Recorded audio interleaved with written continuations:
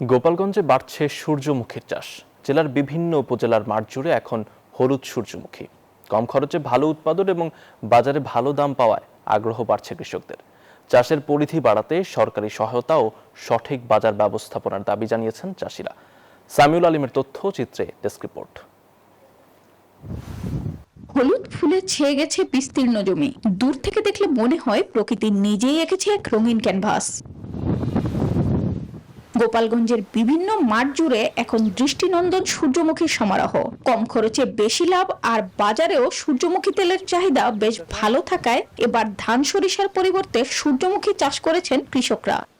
আমি এই সূর্যমুখী 4 বছর ধরে করতেছি। এটা খুব লাভবান। সূর্যমুখী ফসল দিলে 3টে ফসল করা যায়, খুব ভালো হবে। এই সূর্যমুখী ফসল পরে দেবো পাটের পরে হলো ধান।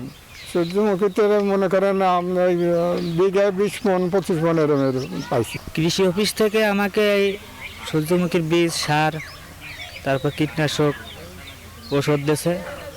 তা আমি সেই পরিমাণ লাগাইছি। দেখা যাচ্ছে ফলন মোটামুটি ভালো হয়েছে। এরপরে আশপাশে সবাই কইছে যে না ফলন ভালো হয়েছে, এরপরে আমরা সবাই দেব। কৃষকদের প্রযুক্তিগত সহায়তা দেওয়া হচ্ছে বলছে কৃষি বিভাগ। সূর্যমুখী আবাদ বাড়ার সাথে সাথে মানুষের মধ্যে যে একটা সচেতনতা বাড়ছে যে ভালো তেল খাবে। এখন মানুষ অনেক শিক্ষিত আগের থেকে, আবার কৃষকরা অনেক স্মার্ট, তারাও খুব ভালো মতো করতেছে, এই জন্য উৎপাদনও বাড়ছে, আবাদও বাড়ছে।